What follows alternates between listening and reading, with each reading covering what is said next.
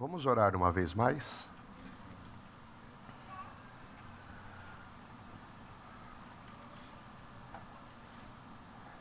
Nosso Deus e Pai, em nome do Senhor Jesus, todos nós aqui estamos na Tua presença, garantidos pelo sangue do Cordeiro, sangue da nova e eterna aliança, com nossos olhos e ouvidos espirituais despertos por Tua graça. Queremos essa manhã, Senhor Jesus, aprender mais de Ti, que és manso e humilde de coração. E para isso, bendito Espírito, nós precisamos do Teu ministério, tanto capacitando aquele quem fala, quanto aquele quem ouve, para que toda a glória seja só para Ti. Amém. Irmãos, vamos abrir as nossas Bíblias em Gênesis capítulo 1.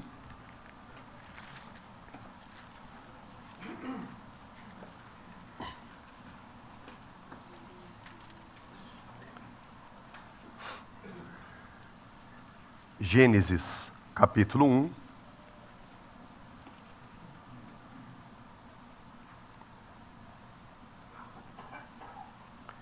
A partir do verso 26. E Deus disse: façamos o ser humano à nossa imagem, conforme a nossa semelhança. Tenha ele domínio sobre os peixes do mar, sobre as aves dos céus, sobre os animais domésticos, sobre toda a terra e todos os animais que rastejam pela terra. Assim Deus criou o ser humano à sua imagem. A imagem de Deus o criou, homem e mulher os criou. Segunda aos Coríntios, capítulo 4.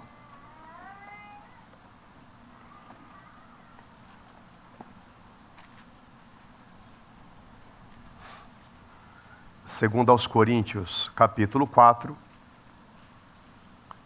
o verso 4.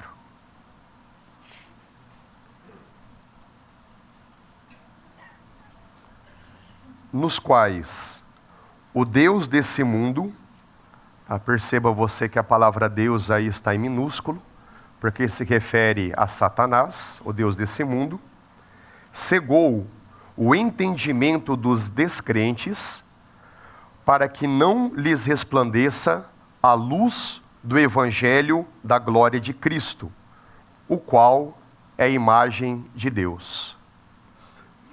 Nesse verso, gostaria de destacar essa expressão: Cristo é a imagem de Deus. Nós também lembramos de Colossenses capítulo 1, verso 15, que diz: Ele é a imagem do Deus invisível. Aproveitando que está perto aí, segundo aos Coríntios capítulo 3, verso 18. E todos nós, com o rosto descoberto, contemplamos a glória do Senhor. Somos transformados de glória em glória na sua própria imagem. À medida que nós contemplamos a face do Senhor, nós somos transformados de glória em glória, né? Um trabalho progressivo, né? À medida que nós somos conformados à sua imagem. E por fim, Romanos capítulo 8.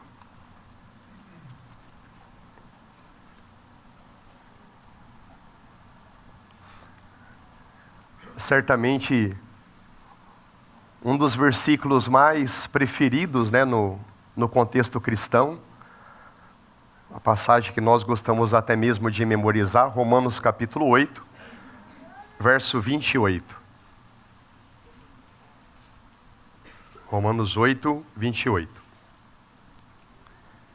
Sabemos que todas as coisas cooperam para o bem daqueles que amam a Deus, daqueles que são chamados segundo o seu propósito. E que propósito é esse? Aí ele vai declarar no verso 29.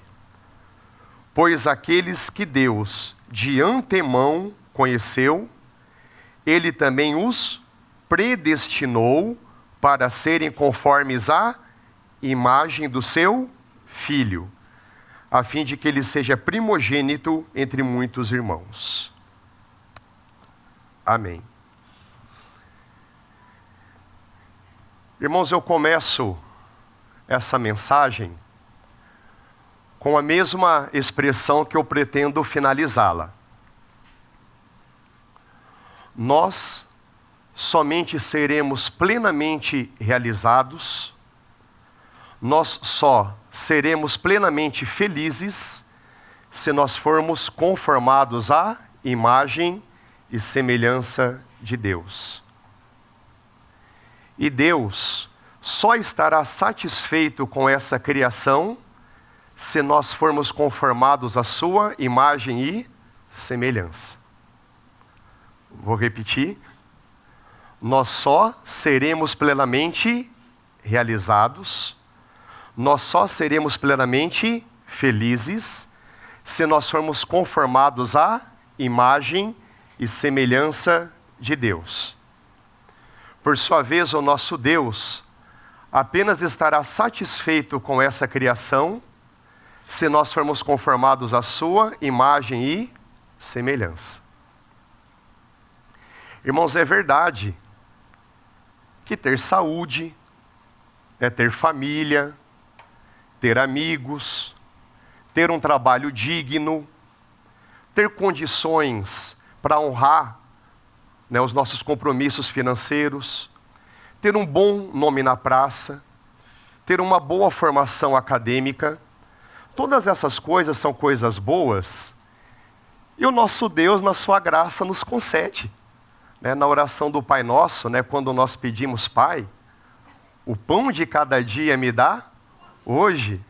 Todas essas bênçãos que eu acabei de mencionar, elas estão inclusas. Pai, me dê saúde, me dê forças, me dê um trabalho digno, tá? Me ajuda a realmente viver com dignidade, me dê condições de honrar os meus compromissos, que eu seja uma pessoa correta. O nosso Deus é um Deus abençoador, Ele nos abençoa com essas coisas.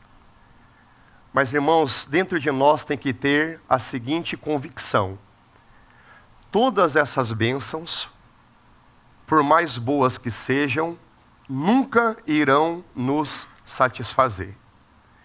É perfeitamente uma pessoa ter saúde, ter família, ter amigos, ter um bom nome da praça, ter uma boa formação acadêmica, mas lá no seu interior ser uma pessoa infeliz. Por quê, irmãos? Porque nós somos criados para ser a imagem e semelhança de Deus. E apenas isso pode nos satisfazer como seres humanos. E é sobre essa conformação que eu gostaria de estar decorrendo essa manhã, lições preciosas, que o Espírito Santo realmente pegue essas lições e confirme nos nossos corações, possamos praticá-la, e de glória em glória sejamos conformados à sua imagem. Irmãos, mas o que significa ser conformado à imagem e semelhança de Deus? Qual que é o sentido prático dessa conformação? Então, numa primeira explicação, o nosso Deus espera que nós sejamos espelhos vivos, retratos vivos dele nesse mundo.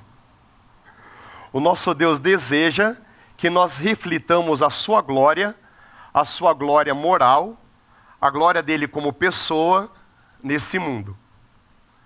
Mas ainda está um pouco vago, O que pode significar isso? Então, de uma forma muito prática, muito concreta, o fruto do Espírito Santo, descrito em Gálatas, capítulo 5, verso 22, nós vamos para esse texto, porque é um texto importante, vai nos descrever de forma prática o que significa ser a imagem e semelhança de Deus. Gálatas, capítulo 5, verso 22.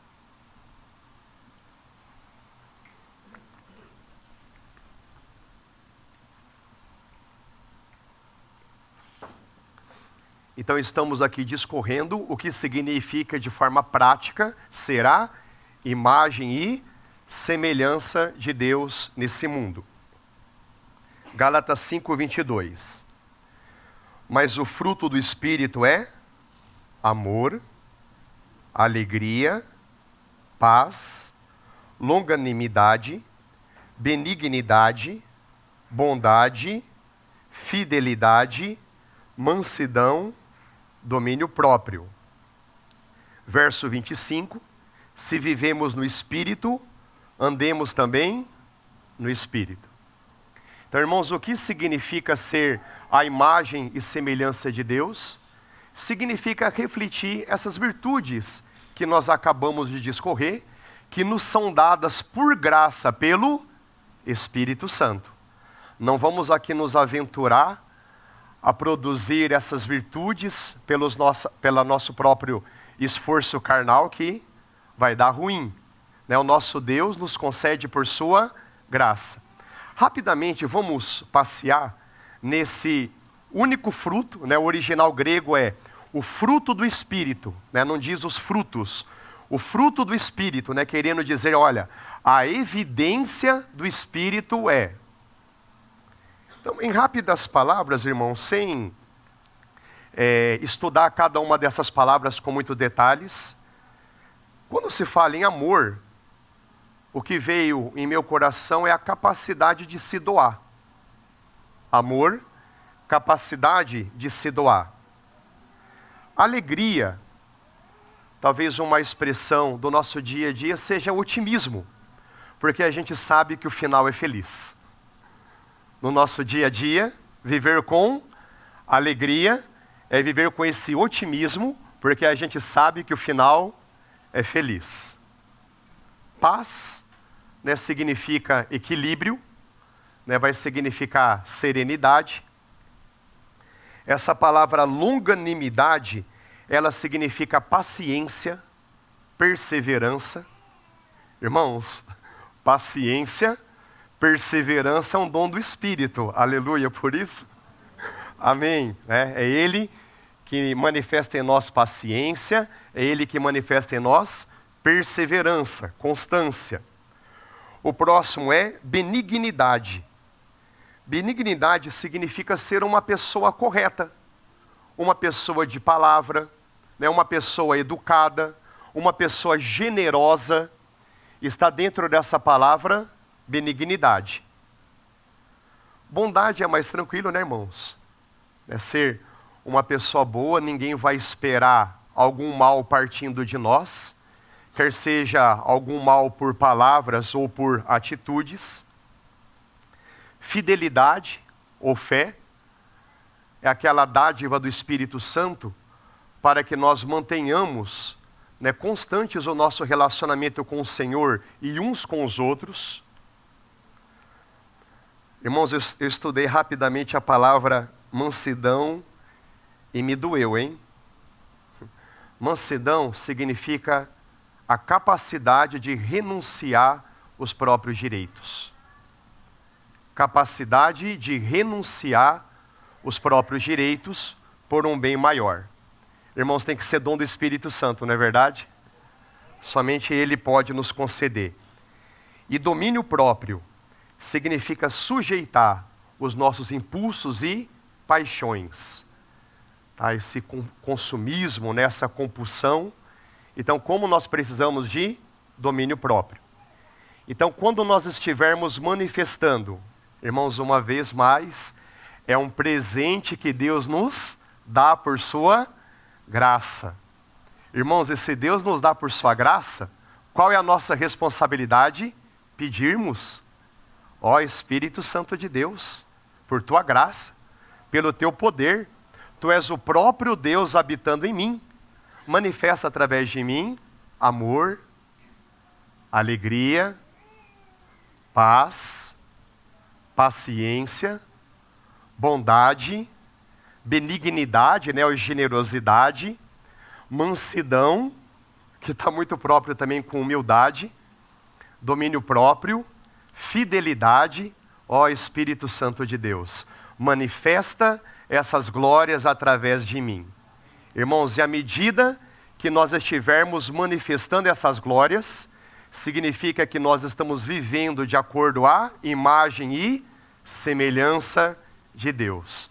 E apenas isso vai nos fazer verdadeiramente felizes. Posso parar a mensagem por aqui? Já ficou claro para nós? Qual que é o projeto de Deus para nós? Nos conformar à sua imagem e semelhança. Como é que Ele comunica essa bênção a nós? Pela pessoa do seu Espírito Santo. Mas a gente sabe que no nosso dia a dia a coisa não é tão fácil assim, não é verdade? Então vamos caminhar um pouquinho mais. Então, primeiro ponto, eu levantei aqui 4 inimigos que conspiram contra esse projeto de Deus de nos conformar à sua imagem e semelhança. 4 inimigos. 2 inimigos internos e 2 inimigos externos. 2 inimigos internos. O pecado e o nosso ego. 2 inimigos externos. O mundo e o diabo. Então, rapidamente, irmãos, falando a respeito desses inimigos, e eu já estou querendo adiantar, dar um aleluia, porque o Senhor Jesus já venceu todos eles. E Ele, aquelas pessoas que não aguentam o final da história, né? A gente já vê, né? O Senhor Jesus já venceu, e pelo Espírito dele, Ele nos comunica a sua vitória. Mas tudo bem. Então, o primeiro inimigo é o pecado. Irmãos, o pecado é uma doença que nós nascemos com ela. O pecado é uma doença espiritual, é uma doença genética que nós nascemos com esse imenso problema. O pecado tem um imenso potencial de destruir as nossas vidas, destruir as pessoas e entristecer e ofender a Deus. Por que que o pecado é destrutivo? Porque ele é mau, porque ele nos destrói. O problema, irmãos, é que nós nos iludimos com um efeito colateral chamado prazer momentâneo. O pecado nos engana com o prazer momentâneo, só que o final é a destruição. O pecado nos destrói, o pecado destrói as pessoas e o pecado ofende ao nosso Deus. Romanos capítulo 1, irmãos, é muito claro que à medida com que as pessoas caminham no seu pecado, elas vão acumulando ira para o grande dia do julgamento de Deus.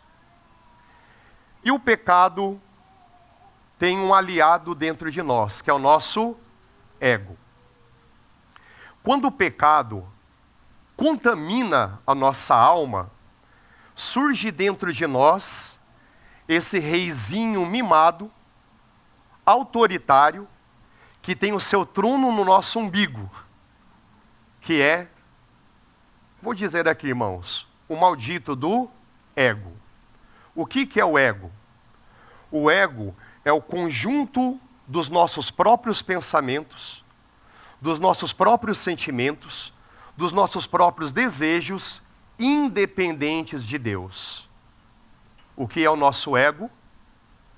O ego, primeiro, é aquela contaminação da alma com o pecado. Formou o chamado ego. O que a palavra de Deus, em alguns momentos, chamam de velho homem, de natureza terrena ou de carne. Tá? São alguns termos que nós usamos, nós encontramos na palavra de Deus para descrever a respeito do nosso ego. Tá? O ego às vezes é descrito como velho homem, natureza terrena e a nossa carne. Então, o ego é a nossa alma contaminada, que faz com que nós tenhamos os nossos próprios pensamentos, os nossos próprios sentimentos, as nossas próprias vontades, excluindo independentes de Deus. Esse é o nosso ego. E o nosso ego conspira para que não seja formada em nós a imagem e semelhança de Deus. Irmãos, o nosso ego conspira contra a nossa felicidade. Nós temos também, agora, 2 inimigos externos. Irmãos, um inimigo é o diabo. Quando se fala a respeito dele, eu penso que nós temos que evitar dois extremos. Um extremo é ignorá-lo, porque o próprio apóstolo Paulo diz, nós não ignoramos os seus ardis. E o outro extremo é dar muito palco para ele, é superdimensioná-lo. Os irmãos entendem esses dois extremos? Quando se fala a respeito do inimigo, por um lado, eu não posso ignorá-lo. Irmãos, ele é muito inteligente, ele é muito sagaz, ele sabe muito bem como nos enganar, a cada um de nós, ele sabe o nosso ponto fraco, e ele vai esperar aquele momento, né, da nossa fraqueza para vir com tudo, lançando pensamentos. Ele tem esse poder de lançar pensamentos, por isso que a palavra fala a respeito da batalha na mente. Irmãos, o evangelho é claro, tendo Satanás posto no coração de Judas o desejo de trair Jesus. A palavra de Deus é clara, que ele é poderoso para lançar pensamentos em nós. Por isso que nos fala a respeito da batalha da mente. Por isso que nós temos que pegar todos os pensamentos e levá-los aos pés de Cristo. Senhor, isso é teu? Isso é verdade? Os irmãos entendem a batalha que realmente nós estamos inseridos? Então a gente não pode ignorar os seus ardis. Paulo nos ensina, não deis lugar ao diabo. Se ele alerta é porque existe essa possibilidade. Mas por outro lado, irmãos, nós não devemos também superdimensioná-lo, porque tem muita besteira, é por causa de nós mesmos. Nós temos que reconhecer que é por causa do nosso ego. Chego atrasado no meu trabalho, não cumpro as minhas funções, sou relaxado, o meu patrão vai lá e me demite. Ah, o diabo está me perseguindo. Não, irmãos, é irresponsabilidade mesmo. Então nós temos esse inimigo invisível e nós temos o mundo. Irmãos, o mundo, né, no sentido, esse sistema, né, que opera naquela filosofia, né, cada um por si e que Deus seja por todos. Esse mundo, ele é governado pelo maligno. Nós até lemos, segundo os Coríntios, capítulo 4, verso 4, o Deus desse mundo, né, desse século, cega o entendimento das pessoas. 1 João, capítulo 5, verso 19, o mundo inteiro jaz no maligno. É por isso que o nosso irmão João, ele nos aconselha, não ameis o mundo, nem o que nele há. Tiago fala, adúlteros, aqueles que amam o mundo se tornam inimigos de Deus. Irmãos, são palavras fortes ou não são? Então, irmãos, que todos nós, né, consideremos isso diante do Senhor, né, orando aqui de olhos abertos. Senhor, por misericórdia, abra meus olhos, revela-me, né, o que eu tenho feito, né, quais têm sido os meus valores que têm se acomodado esse mundo. Me dê arrependimento, Senhor.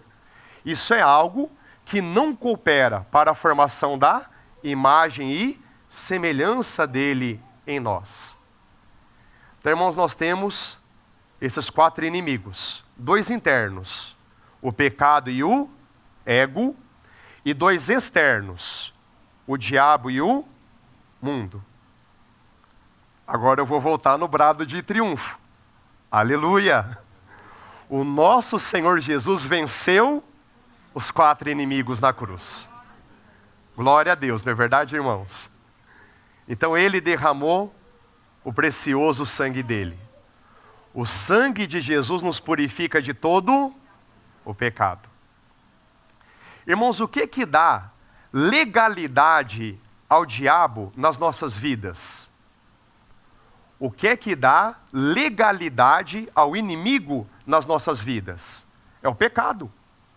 Irmãos, até mesmo como filhos de Deus.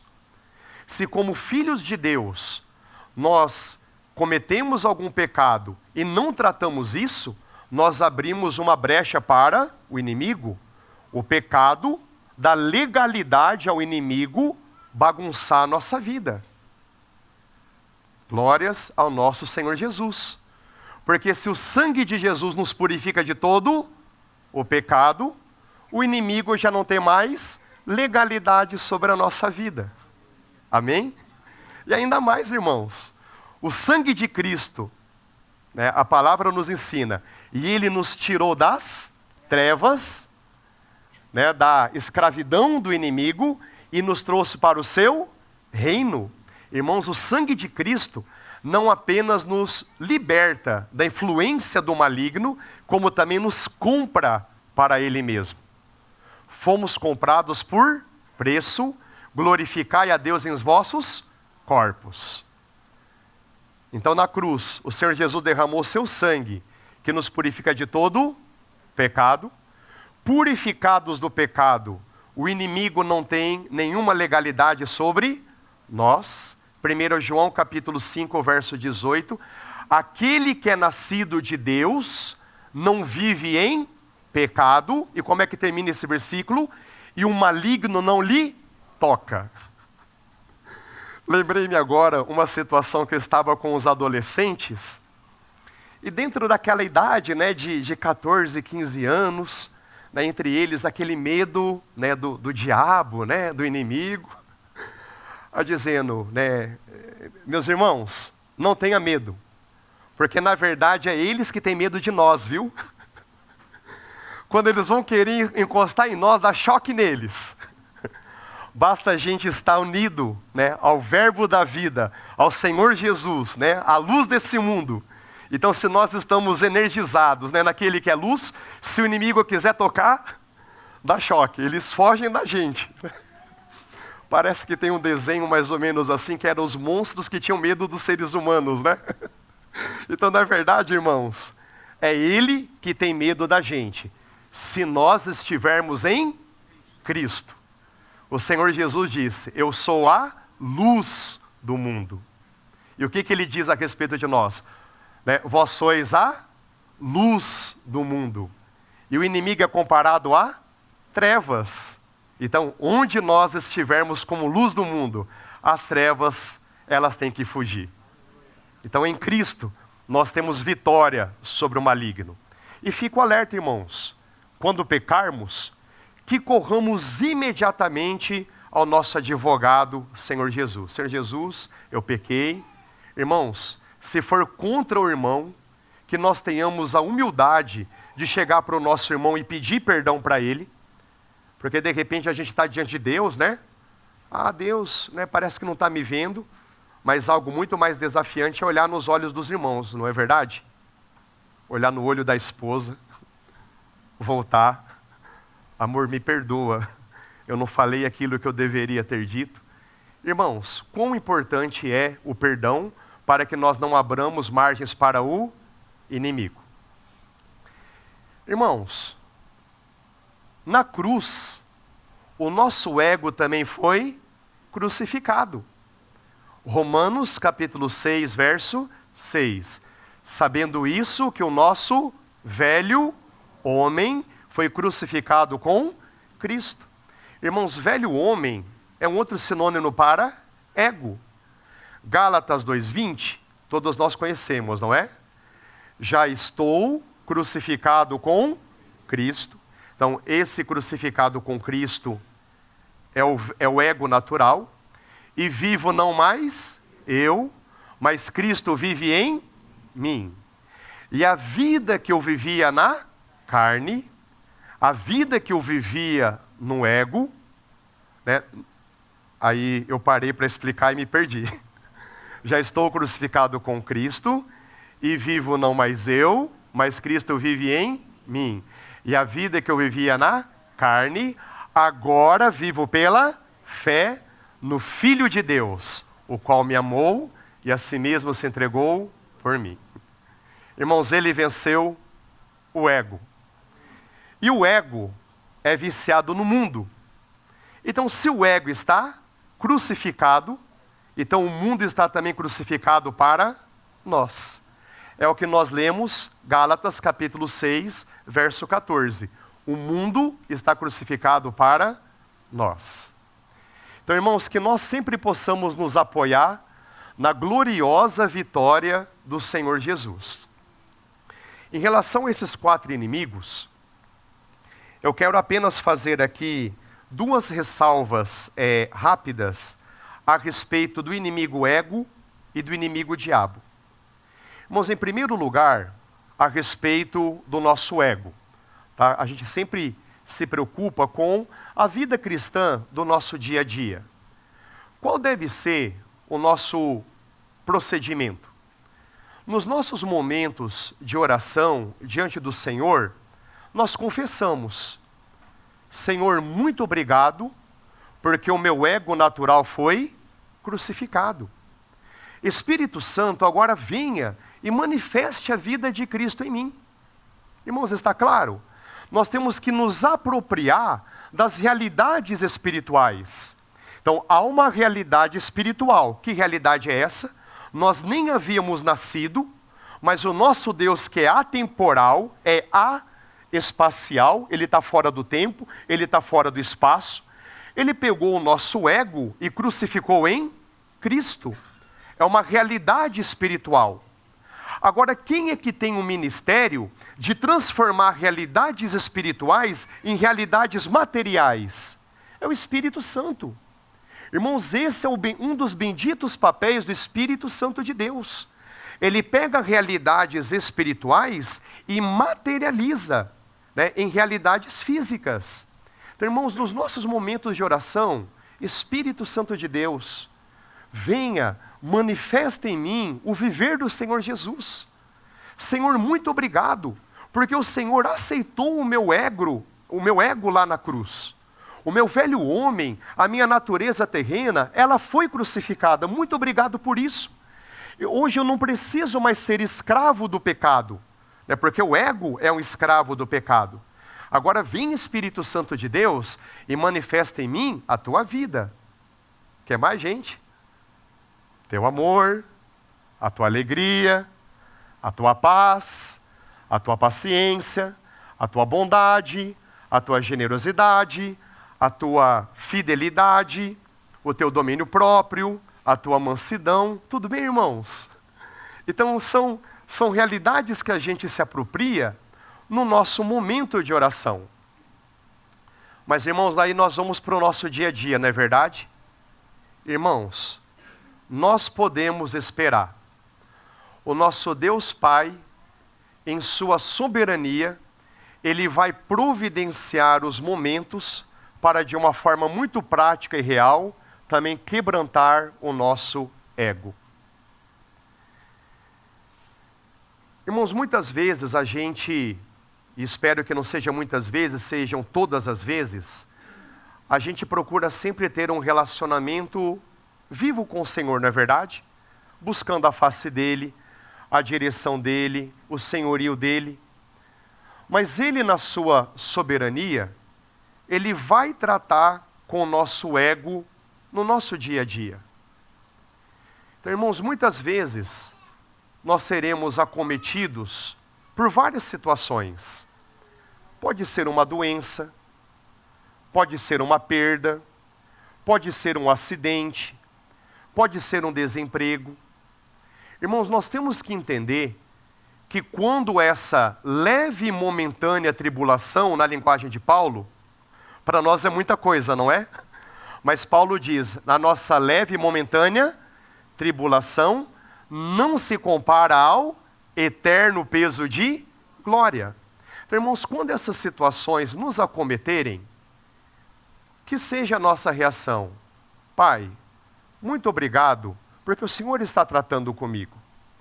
Senhor, o Senhor sabe da minha fraqueza, o Senhor sabe da minha tendência natural de reclamar, de espernear, de não aceitar. Senhor, com sinceridade, eu reconheço a minha fraqueza, mas, Senhor, faça em mim a tua vontade.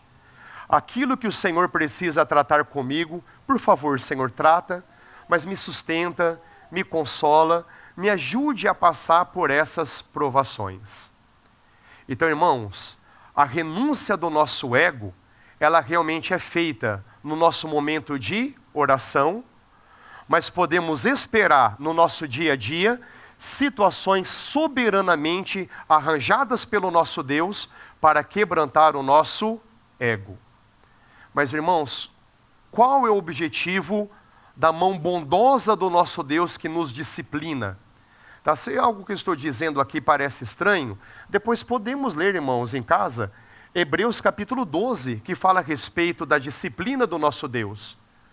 Qual é o objetivo dessa disciplina? Ele nos aperfeiçoa para a santidade, porque sem santidade ninguém verá o Senhor, tá? O texto que foi citado aqui na abertura. Então gostaria de colocar essa ressalva a respeito do ego, tá? Esperemos que cedo ou tarde o Senhor vai trazer as situações para realmente tratar do nosso ego, e quando elas vierem, tá? Corramos sempre diante do Senhor. Senhor, conceda-me graça para passar por essa prova, sempre confiando no seu amor.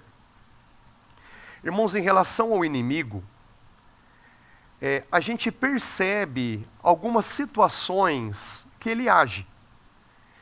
Então, me parece, irmãos, que existem algumas situações que o inimigo ele age em dois extremos. Um extremo é a crítica e outro extremo é a indiferença. Então, existe um determinado problema, né, um problema real. Então, ou ele vai fazer criticar demais, ou vai fazer a gente cair na indiferença, não tratar aquilo que deve ser tratado. Está sendo claro, irmãos?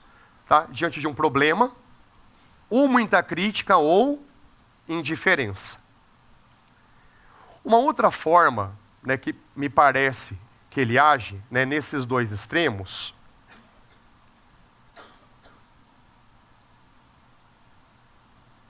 eu quero pegar a minha sequência certinho. Ou é o desânimo, ou é a empolgação. Ou ele vai promover o desânimo, né, me parece que a sequência primeiro é crítica, fica muito crítico, só vê defeito, aquela situação, né? Você faz 9 coisas certas, uma única coisa errada, adivinha que vão observar? A coisa errada, né? Então, parece-me que começa com a crítica, depois da crítica vem o desânimo. O desânimo é o extremo. Um outro extremo é muita empolgação, né? Me parece que isso não é um bom equilíbrio. Então parece que o inimigo, ele age nesses dois extremos, desânimo ou empolgação. E um terceiro par aí, né, que me parece, né, que ele age, é a preguiça ou ativismo. Ou ele incentiva a preguiça, ou incentiva o ativismo. Então, diante desses três extremos, os irmãos podem me ajudar? Qual que é o primeiro? Tá? Ou é muita crítica ou indiferença. Qual que é o segundo? Desânimo ou empolgação. Qual que é o terceiro? Preguiça ou ativismo. Então, diante dessas formas de ficar instigando o nosso comportamento, irmãos, por que ele faz isso? Porque ele não quer que nós sejamos a imagem e semelhança de Deus. Irmãos, lembrei agora do texto de Romanos, capítulo 16, verso 20. E o Deus de paz esmagará a Satanás debaixo dos seus pés. Deus está querendo esmagar o inimigo debaixo dos pés da igreja. E quando é que ele é esmagado? Quando nós estamos conformados à imagem e semelhança de Deus. Então, irmãos, ele vai fazer de tudo para nos livrar desse alvo. Então, em relação ao primeiro extremo, que foi crítica ou indiferença. Aí eu coloquei aqui como saídas. Qual é a saída, irmão? Intercessão. Temos um problema real, que o Senhor realmente nos dê graça, para não cair no criticismo nem na indiferença. Como é que nós podemos fazer toda a diferença? Intercedendo. Intercedendo. Senhor, coloca a tua mão naquela situação, naquele irmão, Porque, irmãos, nós sabemos muitas vezes, quando a gente quer ajudar, tantas vezes atrapalha mais ainda, não é verdade? Né? Então, papel, intercessão. Diante do desânimo e da empolgação, qual é o socorro do Espírito? Perseverança. Sabe aquela questão do devagar e sempre? Perseverança. Não cair nem no desânimo, que me faz sair da corrida, e nem entrar na empolgação, porque é uma maratona de 42 quilômetros, se eu saio no tiro, consigo correr só 200 metros e não termino a corrida. Então, socorro do Espírito, perseverança. Né? Algumas reuniões nós citávamos muito. E eles perseveraram no quê? Na doutrina dos apóstolos, na comunhão, no partir do pão e nas orações. Que o Senhor nos conceda a perseverança. E diante da preguiça e do ativismo, a palavra que veio ao coração é serenidade. O que significa serenidade? Agir quando se deve agir, esperar quando se deve esperar. Agir quando deve agir, esperar quando se deve esperar.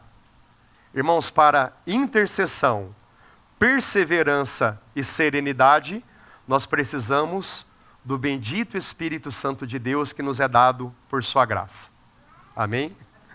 Então, esse foi o primeiro ponto. 4 inimigos: pecado, o ego, o diabo e o mundo. Irmão, segundo ponto.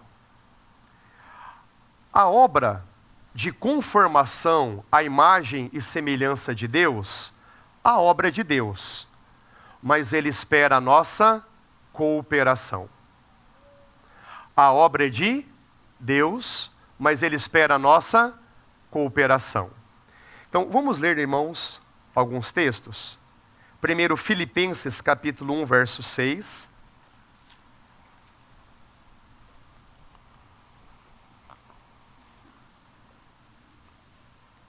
Filipenses capítulo 1, verso 6.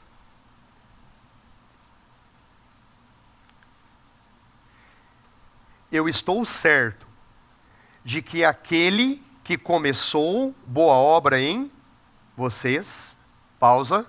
Irmãos, quem é aquele? Irmãos, quem é aquele? É Deus, é o Senhor. Que boa obra é essa? Conformar-nos à sua imagem e semelhança. Aquele que começou essa boa obra em vocês, olha a promessa, há de completá-la até o dia de Cristo Jesus. Irmãos, não é uma preciosa promessa? Então, fica de lição para os nossos momentos de oração. Senhor, cumpre em mim essa promessa. Senhor, cumpre em mim por tua graça essa promessa. O Senhor começou boa obra em mim. Senhor, por graça, venha completá-la. Amém, irmãos? Nos apropriar das promessas do Senhor. Ainda em Filipenses, no capítulo 2, verso 12, a parte final e até o verso 13. Filipenses 2, parte final do verso 12 ao 13. Desenvolvam a sua salvação com temor e tremor. Irmãos, está claro aqui que é um mandamento. Desenvolvam, é algo que nós devemos fazer. Desenvolvam a sua salvação. Agora, olha o bendito equilíbrio. Vamos lá para o verso 13.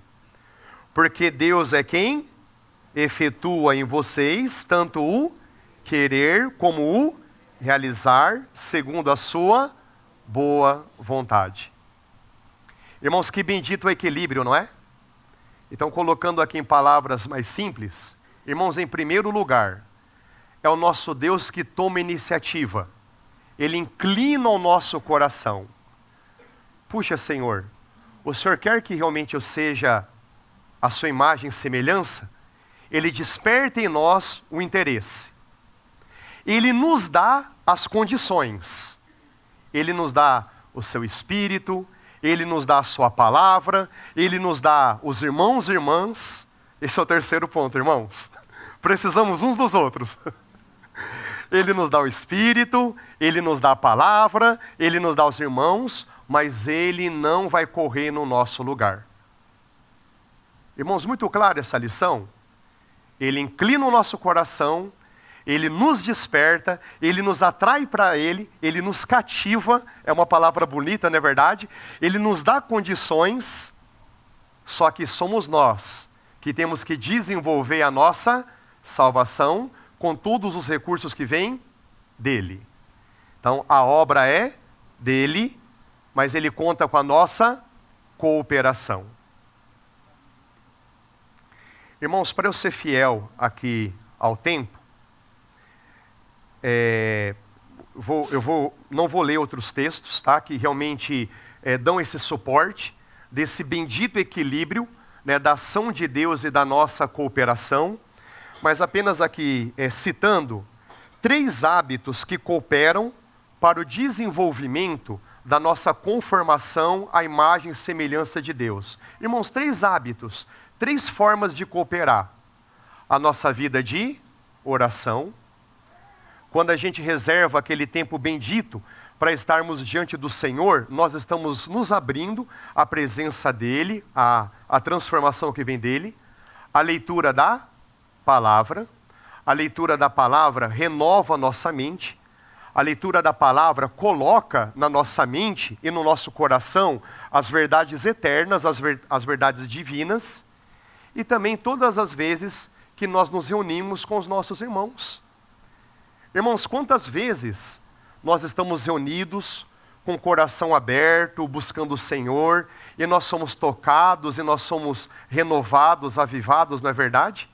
Então são dádivas que o Senhor nos dá para completar em nós essa obra. Então quais são os passos de obediência? Oração, leitura da palavra e comunhão com os nossos irmãos. Irmãos, terceiro e último ponto. A conformação à imagem e semelhança de Deus é coletiva. Essa conformação à imagem e semelhança de Deus é coletiva. Aí nós vamos ler alguns versículos em Efésios e concluímos assim essa mensagem. Efésios capítulo 1.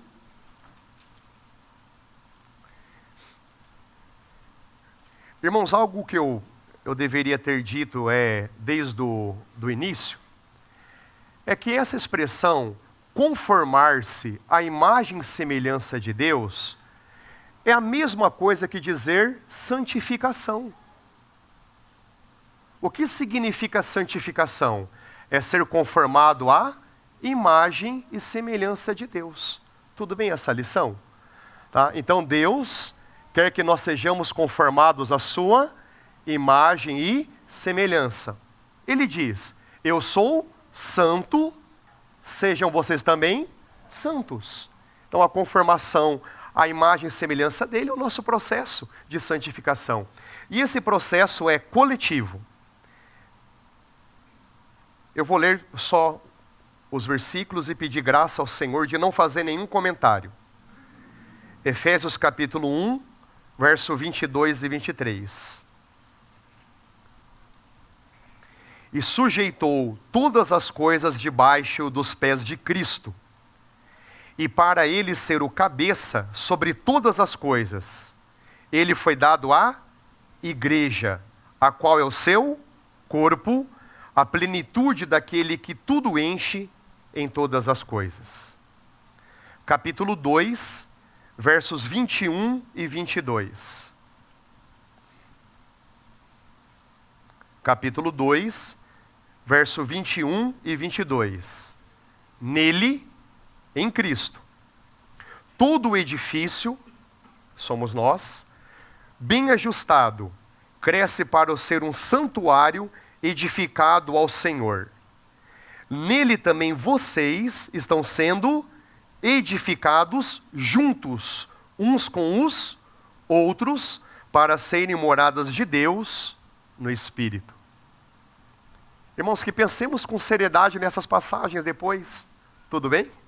Edificados uns com os outros, para sermos morada de Deus.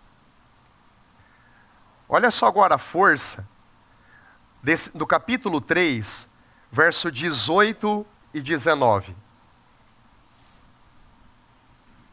Capítulo 3, verso 18 e 19. Isto para que, como está aí na sua Bíblia, com todos os santos, sozinhos?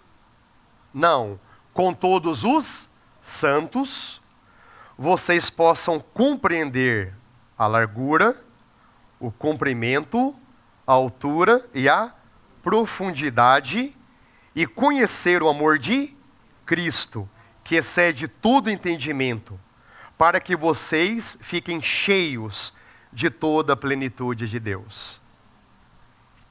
Irmãos, permita-me perguntar, você quer ser cheio da plenitude de Deus? Será que nós desejamos ser cheios de toda a plenitude de Deus?